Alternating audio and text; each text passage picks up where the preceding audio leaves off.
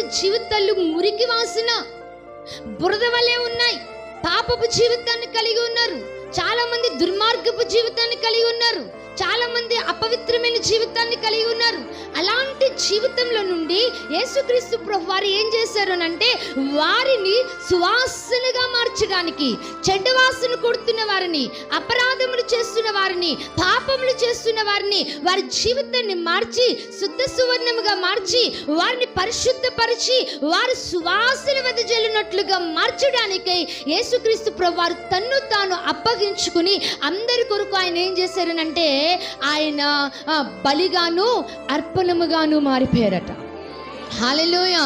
ఈ ఉదయకాల సమయంలో వాక్యం వింటున్న ప్రియమైన సహోదరి సహోదరుడా, యేసుక్రీస్తు ప్రభువారిని రక్తాన్ని తీసుకుంటున్నావు, యేసుక్రీస్తు ప్రభువారి యొక్క శరీరంలో చేయి వేస్తా ఉన్నావు. ఇంకను పాపపు క్రియలు కలిగి ఉన్నావా? ఇంకను అపరాధములు కలిగి ఉన్నావా? ఇంకను దేవునికి అయిష్టమైన కార్యాలు చేస్తూ ఉన్నావా? అయితే దేవుని వాక్యం ఉంటుంది, నువ్వు ఇంకను కంపు కొట్టుడు కాదు కానీ నువ్వు సువాసనగా మారాలని దేవుడు ఆలోచిస్తూ ఉన్నాడు. హల్లెలూయా.